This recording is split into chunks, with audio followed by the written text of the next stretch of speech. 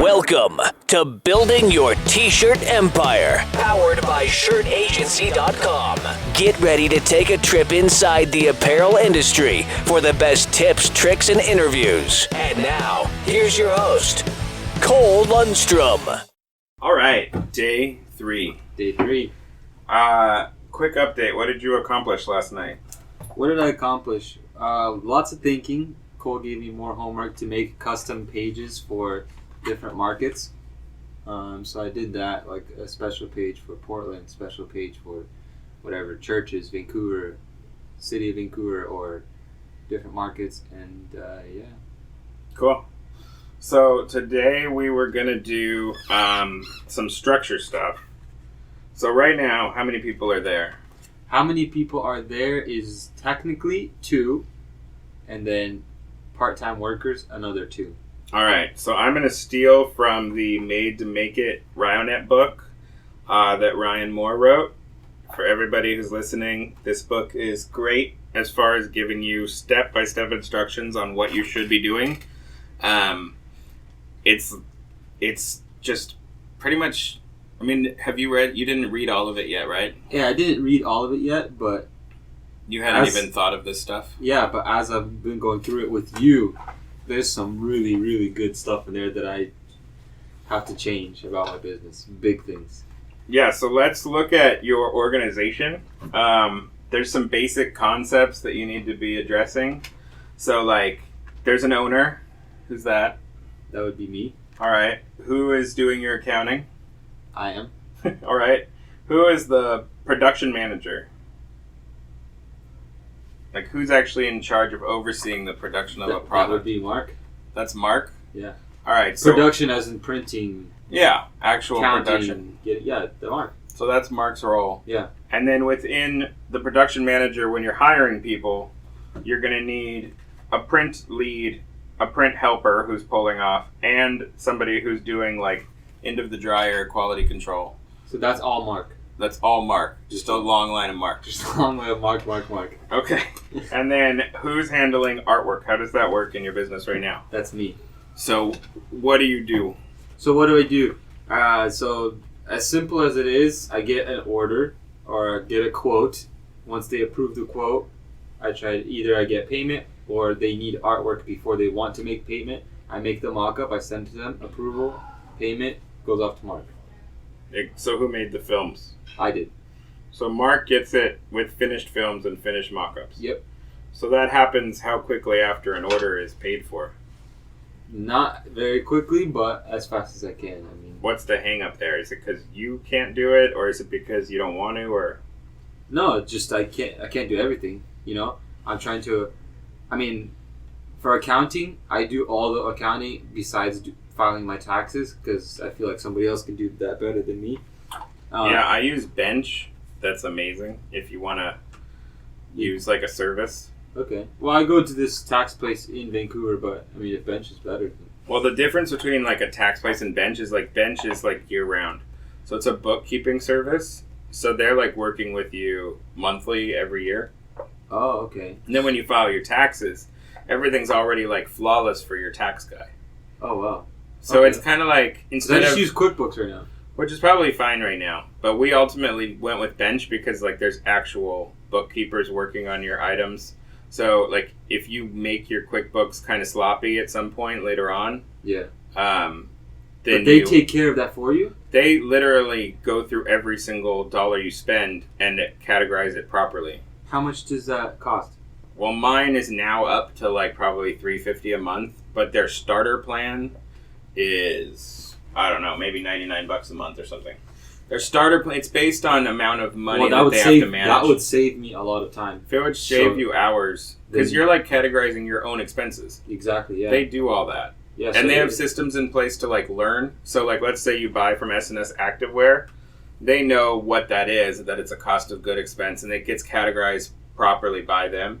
And whenever they have questions, they deal with it themselves as far as they can, and then they send you an email with just one question. Wow. So it's a totally different thing than like you trying to wing it. I'm sure I spend more than $99 worth of labor time doing it myself a Yeah. month anyway. Well, check them out. Bench Okay. is great. That'll save me a lot of time. Because we basically completely ignore our software and we like look at their real reports because it's more legit. That's actually really true. That's a good way to look at it. So so you are doing art, but you're getting overwhelmed by art, and then who's doing things like screens, reclaiming screens, mixing Pantones? So, since my part-time workers are in high school, they come in after school. We don't have a perfect system yet. Mark does screens and reclaiming, all that stuff, but we try to have them do it all. Have them expose, have them wash, have them reclaim, have them prepare. That's the perfect plan. So all pre-production is To the part-time guys. part-time guys. Yeah. All right. So I mean, you should make that a rule. Yeah, that's something I learned this week. Make rules. Yeah. So that's gonna be a rule. And then who's handling shipping and receiving to make sure that things are done on time, shipped on time? Is that you? Is that Mark? Is it That's a high me. schooler? That's me. It's you. Yeah. So you're creating labels how? Just like UPS? Yeah. And is that being charged after the fact to the client? Is that free shipping? I try to do free shipping when I can, but for the most part, I just charge the customer whatever I think it will cost. How are you doing, like, quote-unquote free shipping? Are you upcharging their art or their actual order so that you don't lose money, or are you just losing money because you want to work? No, I count in the shipping. If it's free shipping, I add a little bit, yeah. So I basically just do, it's going to be 50 shirts fit in a box. It's going to be 4 boxes. It's going to cost me $75. So $75 divided by 200 shirts, I up the shirt that much. So they don't even know that they're being charged more for their own shipping? No. So how does that work? Like, when they say they're picking up, their shirts just magically become 30 cents cheaper? How? Well, okay. What is your pricing So here's structure? the problem. Here's the problem. Like you said, pricing for me is on the fly. Always? Right? Always. Oh, Besides yeah. That's horrible. the fact that I just started using Printavo and it quotes everything for me. So what? up till this month when I started using Printavo, I know that my basic pricing for 24 shirts is $12 each. For a Bella Canvas, $3001. For $3005, it's $1 more. It's at 50 cents more, whatever it is. So I just kind of built the system in my head, which is terrible, and that's how I went off So of it. what are the Printavo numbers? Did you create those too, or did you? I can change them, but it's pre-made for you, and you can Printavo just assumes it's a fair price. It's a matrix, yeah. It's a pricing matricy, and you can just change the numbers if you want it to be more. But less. they put one in for you automatically. It's like by default. You can just make one if you want. So if you have your price being made by Printavo, how do you know that you're going to have any sort of like profitable business, even if you are really busy? Well, because most of Printavo's pricings are actually even more than what I charge right away. So you really weren't charging enough. Well, I mean, not like crazy amounts, but like, for example, I was undercharging on fleece and I was overcharging on shirts. Like I put in an order, I quoted them via email, I go to put it in Printavo, I type it in, I'm like, what the? It's charging $7.88 when I charged them $12 on those shirts. But on the hoodies, it was charging them $28 and I was charging them $22. So like I have this system in my head that doesn't really, So the general way we make our system is there's a markup. That's what it. In Printavo, it has a 50% markup on the shirt, right? Plus. Well, that should scale. Yeah. Well, whatever, because when you use Printavo, you search the style. Yeah. So you have a blank cost of the garment. Yeah. So let's say it's $2.90 for a Bella Canvas 3001. Then let's say you have a small 24-piece order. So for us, the garment markup would be like times 2.25. So we're more than doubling on the cost of the blank. So now we're at whatever that is, 5 something. Then we have the print cost per location per color. So we don't do setup charges, but we do have per location per number of colors. Yep, that's what. So that might be, let's say, $3.10 for the front hit, and maybe $4.50 for like a multicolor back. Yep. And then you spit out your in number. That's exactly how it does it. Yeah. So that's how you're doing it now. trying to get used to it. Yeah. Yeah. So you should. Why are you doing estimates on the fly if Printavo has an estimate No, system in it? I just started. Just started with using Printavo. So now you're I'm just going to do switch all it your over. estimates within Printavo? Yeah. Well, that'll definitely be better. Do you have any idea what the floor? What's the floor on the amount of money you need to make to just break even? To just break even, I believe it was Monthly. 7,000, 6,000. Well, that's not what you need to break even in gross sales. That's what you would need post. Well, you're talking about cover the warehouse. You need cover the machine. What's your net that you need to cover everything? What do you mean by everything? Besides the shop, the machine, the lease of the machine? Salaries, energy costs. Because the thing is, we counted it up. That was 7,000. Right. With salaries? Without mine. So everyone but you is 7,000, and then Me. you really have to make like 15 grand in a month because Yes. almost half your gross sales is just blanks most of the time. Yeah. So do you have that final number, like what gross sales you need in a month to basically hit break even? Well, 15 then. So about 15. To break even, yeah. Okay. So did you do that in the last few months? Like what are you hitting right now? What am I hitting right now? I pretty much did.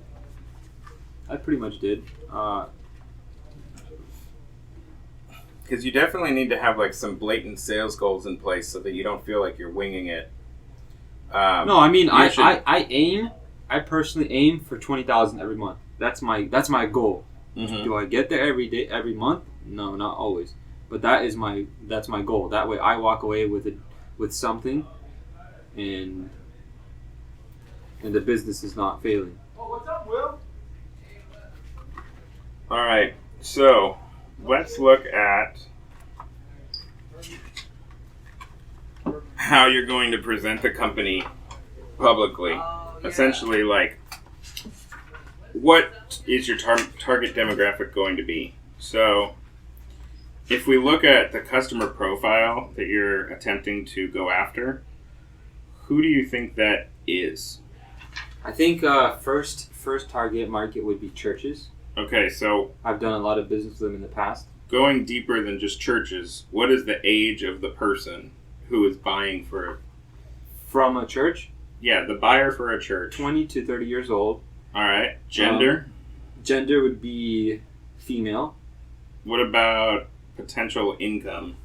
Potential income for that person buying or for the church? For the buyer, because that's who you're going to market to. Because technically we're targeting a church with a certain amount of members, right? Well, you're trying to connect with the person who buys for the church. Who buys for the church?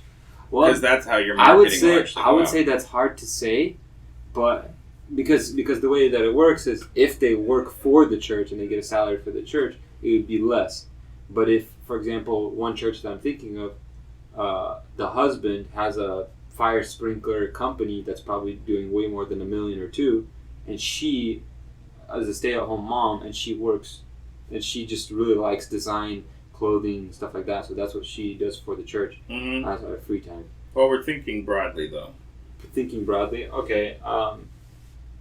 Let's say 100,000. So what do you think are the interests of this type of customer profile? Interest of this kind of customer profile would be fashion. Would be. Why would a church person have their interest be fashion? Have you ever been to a modern church? Well, It's all about style. It's all about but their interest might be. I mean, their interest might be. I don't know, like people who read X website every day. Like that might be way better marketing for you. Okay, what kind of website would you think? What would you think? Well, if it's a person working for a church and buying apparel for a church, I'm assuming it's some sort of Christian website that's dominant. Or maybe it's a band.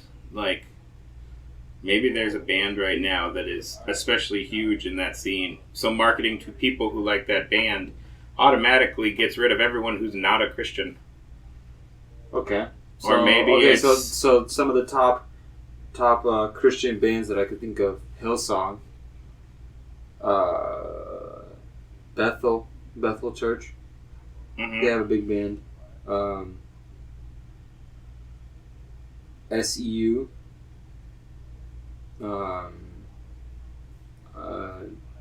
I know Crossroads is a local church in our area. They're starting a band. They release stuff. I don't know. Because if you don't know what your customer likes, reaching them is going to be really difficult. Well, what do you mean by what they like? Like, I know the person that a couple of the people that I worked with, they're really up to date, like on style. They're the way they dress, the way they. But everything is style. So, like, what is it that they did that would actually be applied broadly? Like, did they all drive a Jeep Grand Cherokee? On average? Did they all love Arcade Fire on average? Did they all, like something that you can apply broadly within your marketing so that this makes sense?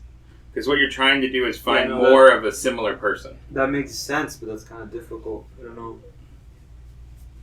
What do they all like that's in common? Because I don't know what happens when you just run an ad for like people who like Jesus. I'm sure that there's got to be people that have clicked that in Facebook. But I don't know what it would actually do for you marketing-wise. Yeah, you're right. So let's move on past specifically their interests. Like, for example, in the book, they're saying that an eco-conscious mom as a customer profile would like handmade goods. She would like parenting issues. She would like healthy eating. She would like yoga, and she would like running. So that's the kind of like really broad concepts you need to start applying to your customer profile. The next thing is, what are the shopping habits of the person you're trying to target? Okay, so they would be up to date on trends, right? Well, that's not a thing. That's not what trends? Like young. So they're like really into like the hottest hip hop group. Yeah, well, no, you know what I mean. Like, for example, you see how our younger generation, like all of a sudden, randomly, they all started wearing high watered pants, super long T-shirts, like super baggy clothes. They started like that kind of stuff. Because that's well, then you have to come up for a name. You have to come up with a name for that. Because that's what I noticed. That's what I noticed among I printed for a couple big church conferences, and they all wanted that same style. So you need to figure out what that style is called. Like maybe this next section will help. What are the shopping habits of the people who you're trying to sell to? So where do they buy online? What stores do they walk into? What brands are they buying? Okay, so I mean, I would say H&M, Zara.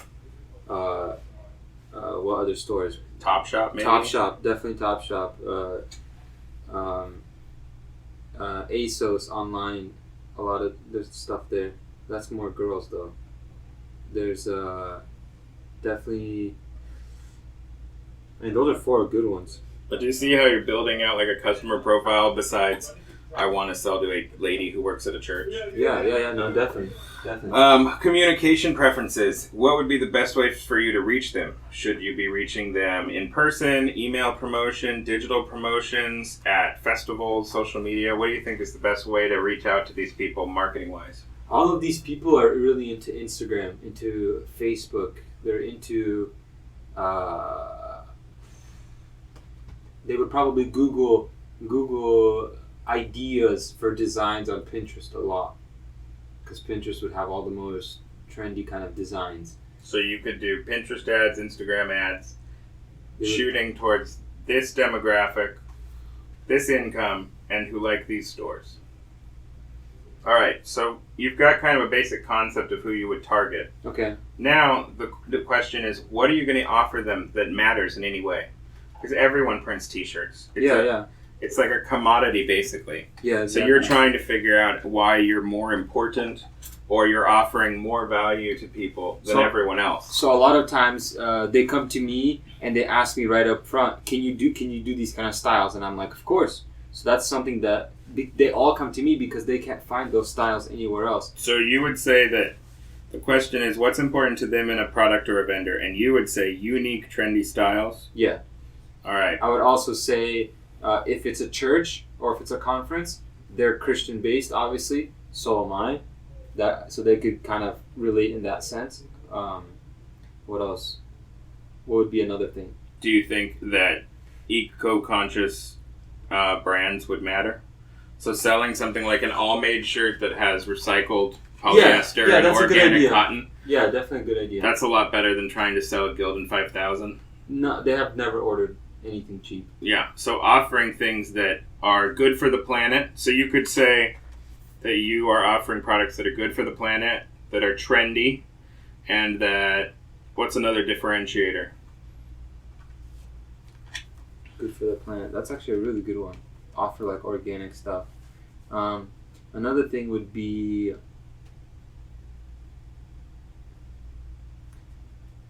if we're talking about churches, they would probably like the fact that I donate 10% of my company to charity. Yeah, so that would be a huge differentiator in your marketing. That's what they do. So, all right. So then, what challenges do you believe your customer is currently having in getting what they want? When they're going to other print shops, what are the issues they're facing? Well, the main issue is not getting what they want. So the styles, the shirt styles. So a limited Gildan availability. They get thrown out with a Gildan shirt or whatever, or like we were just talking, not organic or not eco-friendly, or most of the time they come to me with designs. So you could differentiate yourself in the market by being the premium, trendy, eco-conscious company. Yeah. What can you offer this customer that will help them meet their goals specifically? Like, name a brand or a style that you're going to actually try to sell. Name a brand or style that I'm going to try to sell to them? Yeah. Like what? Well, definitely. What would you actually offer these people? Is it alternative? We could offer next level alternative. Bella Canvas is pretty up to date. We could do cut and sew possibly. I've never done it before. But don't do cut and sew. Don't do cut and sew. No, it's a nightmare. Really? Yeah. Well, okay. No, just. I mean, unless you're gonna start hunching over a sewing machine. No, not that I would do cut and sew. Yeah, but even outsourcing, it's rough. The people who are good at it are expensive, and the people who are bad at it will ruin your entire job. So for example, what if I get a style cut and sewn, right? They ship it to me, I print it, and give it to the end customer. Yeah, but what is it that you're doing that's so genius that you can't just go onto Alternative's website and find something ridiculously similar? Because they don't have anything like that. Like what? Like Bella Canvas's long tee just doesn't fit right like they want it to. Doesn't, you know what I mean? Like Bella Canvas is the only brand that even has long tee, let's say, or even has a couple other trendy styles on their fast fashion line. So you need something better than the fast fashion line. Yeah, the fast fashion line is like the closest you can get. Okay. So where would you seek and alternative apparel is just insanely expensive. Where would you seek out some of those blanks then? Because exactly, if you're going to offer this and a church only wants 85 pieces, how are you going to cut and sew at any No. We're for cut and sew. We're talking 1,500 pieces, 2,000 pieces. All completely custom. It's an idea. Well, if it's 85 pieces, then 100% it's going to be only no cut and sew at all. Minimum for cut and sew would be up to minimum 1,000 pieces. Your turnaround times will be very slow too. I would check out Los Angeles Apparel if you're worried about that. Okay. Because Los Angeles Apparel is right here. They already have ridiculously trendy stuff. Okay. Like you can't get much more trendy than some of the junk they're making. Okay. And then Groceries is awesome. Yeah, like, actually I've never heard of Groceries until this week. Yeah, they're great. I would call Groceries more of like a 30-something-year-old mom shirt. Like they're not like a 22-year-old shirt. Yeah. But they're like a premium, like Nordstrom style. Okay. Shirt. Okay, that's really good to know. So what's the true value that you're offering the customer then, in summary? Well, the true value would be the fact that we offer, number one, quality via automatic printing. Number two, trendy styles. Number three,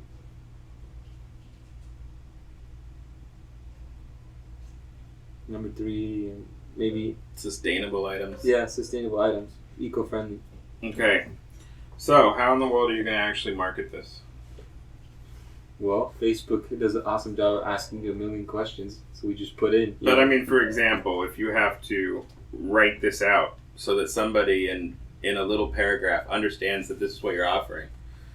Well, just as simple as it is. We offer trendy styles, trendy blanks that we can print any design, and it's all eco-friendly. Well, that sentence sounds bad. But you got the basic concept. Basic concept. So start working around that as what you're really trying to offer. Now, keep in mind, you're targeting a church member. So you're saying that, but they don't even know they're being targeted. So you can say, like, we're offering the church community today's hottest styles that are eco-friendly. And we're doing it at the best price and still giving back 10% to charity. I mean, you want to hit those touch points in your marketing. That's very good. So we are offering the most trendy styles at a fast turnaround with that are eco-friendly and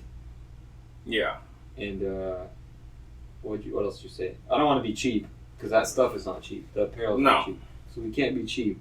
So we can be fast. We can do quality because it's nice stuff. We can be eco-friendly because most of the time Bella Canvas has American-made lines. And then on top of it, you're saying that for churches, you're giving 10% back to charity. There you go. So you've got 4 things that are differentiating you in the market from someone else who's selling a Gildan 5000 with their church logo on it. Exactly. All right. So there you go. There's a customer profile. And that's one person you can actually sell to.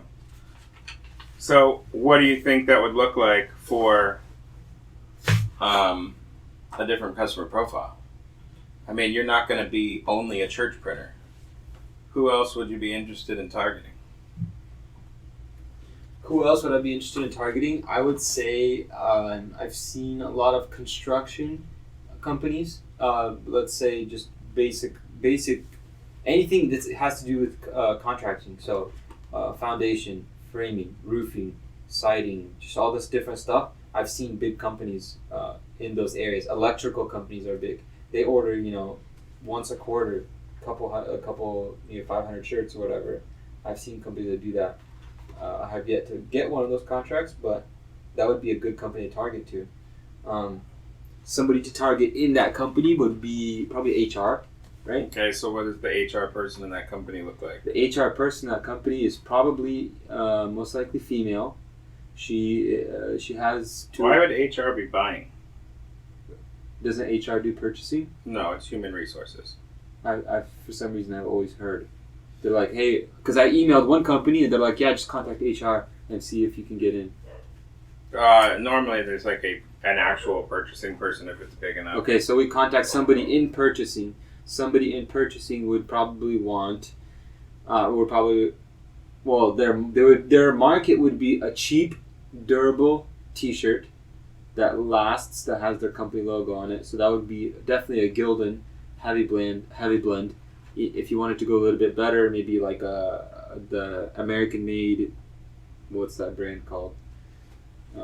Which one? Bayside? Bayside, yeah. Bayside's, yeah, they're kind of like classic American-made. Yeah, classic Los American. Angeles apparel is definitely way cooler. Bella Canvas has 1 or 2 U.S.-made items. But that's more towards like fashion, I feel like. No? Bella Canvas and Los Angeles apparel? Versus like a rough shirt, like Hanes, Gildan. Well, you don't really necessarily want to sell rough shirts. I mean, not rough, but you know what I mean? Like, sometimes I have a construction person come in and they look at a Bella Canvas 3001. It's not a heavy blend, but they look at the Gildan 5000. There's a Bella 6 ounce now, or it might be a 5.5 ounce. You should check that one out. Okay. There is a heavyweight Bella, which would feel much better. Also, Hanes Beefy, I think, sells really well to those type of people. Okay. Or all style. Yeah, so that's what they would want. As far as a hoodie, probably also like a heavy blend hoodie. And then hats, there's always different. They probably order. But how are you differentiating yourself in the market once again? How am I Because differentiating everyone myself? can take an order. Yeah, I could offer reflective ink. That's something that very little people offer. I could offer very fast turnaround for companies like that. Most of the time, it's not something they're purchasing. People are purchasing materials for projects, not shirts. And a lot of times I've noticed they're in a rush. So we could offer a fast turnaround for that. We could. What would make me different? Well, let's go broad for a second. Let's give up on that specific customer profile. Okay. And maybe we'll look at what you want this business to be, And maybe that can kind of make other decisions more obvious. Okay. So this concept is like your stump speech. So you're going to create a vision document, or you're going to say it out loud, on which you're going to build the business moving forward. So these are like the things that you're going to truly believe in. So where is your business going? My business is going... Try to make it like a succinct 1 sentence, 2 sentence kind of a place. Where are you headed? What, could you give me an example of what that would be? Like, for example, you could be, we want to be a $10 million a year, high volume, fast turnaround, cheap as possible business that only cares about profitability. Okay. Or you could say, we're going to be a small niche boutique that has a staff of 5 people and focuses exclusively on water-based printing. Yeah. So we are going to be, let's say, a $5 million company. Okay, I'll say 10, just to be... We will be a $10 million company that focuses on quality, focuses on turnaround, and not as much on volume. Definitely not as much on volume. And what happened to all the eco-conscious, trendy stuff you were talking about earlier? Well, you're saying you were building a customer profile for that customer, right? Oh, so that wouldn't apply to the business all the time? Well, no. I'm saying if we're targeting just churches, right, then we're going to have specific apparel lines for them, right? But if we're talking in general as a business, okay, so and that still fits into the business as well, right? Because to churches, I'm not trying to sell cheap stuff. Either way, they're reselling it to their church, and they still want trendy style stuff, and they still want high quality stuff. Okay, great. So then, why are you going there? Why is that the goal? Why is that the goal? Well, for you, why do you even want to build this? Personally, you know, that's where I want to be. You know, I don't like wearing cheap quality Gildan t-shirts that don't feel right on me, right? So that's the big thing for me. I like printing on high quality stuff. I enjoy a good looking print that just feels right.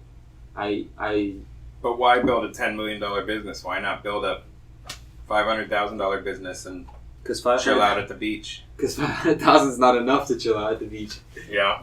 So you want to blatantly make yourself wealthier with the business. That's part of the goal of the business, is to become wealthy. Not necessarily wealthy. I mean, I want to have freedom.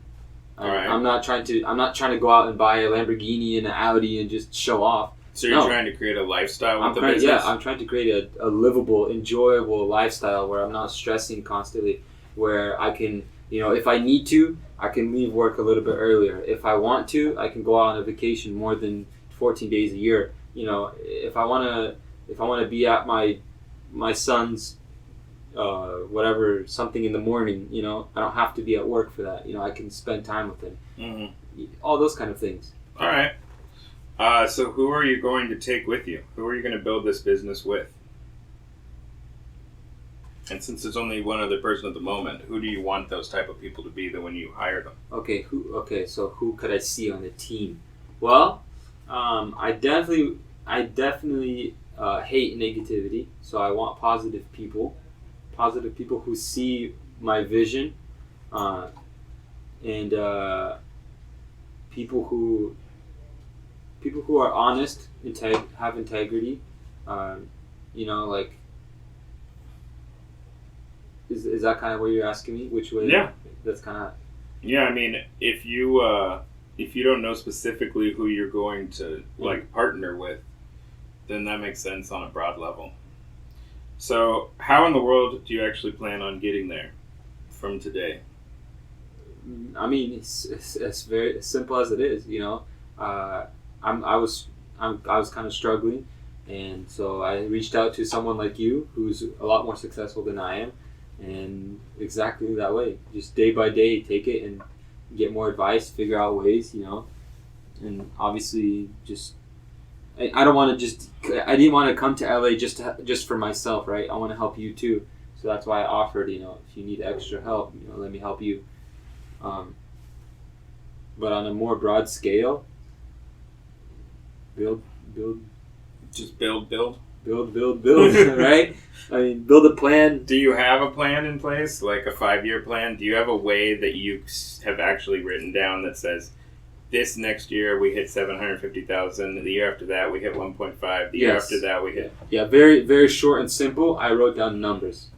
You just wrote numbers on a piece of paper? Numbers. Yeah, this is what I need to be... Did you have any sort of plan as to how you would do that, who you would hire, how you would scale? No.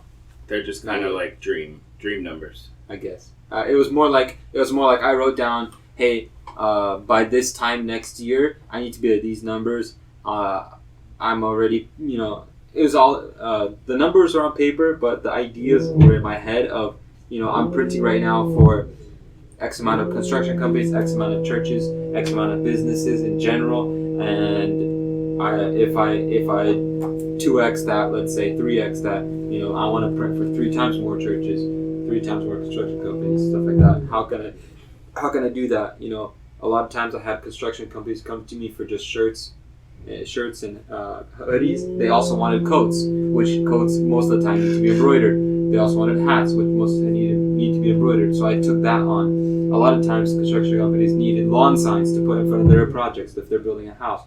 So I started finding someone who could print lawn signs for me as well. Stuff like that. But doing stuff like that long term won't differentiate you. It'll just make you offer everything. So you do want to figure out why you're different in the market instead of trying to be everyone's source for whatever they end up asking for. Okay. You do want to try to focus on something. Well, that's actually really true. So here's the question for... Right now I feel like I do too much. Yeah. I mean, you might be offering too much because Shirt Agency doesn't offer any of the stuff you're talking about, and we somehow made more money. Yeah. So since the pressure washer's loud, you're welcome, people listening. Last question. What are you going to do when you actually own a $10 million company? What would you do then? Would you sell it? Would you run it? Would you quit? Would you be obsessed with growing it for all eternity? What would I do at that point? What would you really do if all of this was given to you? Well, I mean, it's kind of hard to imagine that because if you're struggling financially... Yeah, it's far away, but you're a baby, right? Yeah, you're like exactly. 23. Exactly. I have you're to tell myself that 35... every single time. If I'm 35 and I have a $10 million company... Do you want to bail? I would be... Do you want to be in other industries? I definitely wouldn't want to bail. I'm kind of intrigued by real estate, but that has nothing to do with my business. That would just be investments over the long term. I think I would, if I got everything that I just said, I would work on perfecting the business. So you would keep growing it? Yeah, I think so. Cool. So tomorrow, you said you had something hung up on your Instagram ads or something. So tonight, finish them for real, or even make them go live in the next hour or something. Okay. And then we can start looking at some sort of data back and forth between like Google, Facebook, and Instagram ads. And we can also kind of look at your analytics again. Like we might actually be able to learn something. Okay. And then we can also go into potentially like we could get Mark in here again.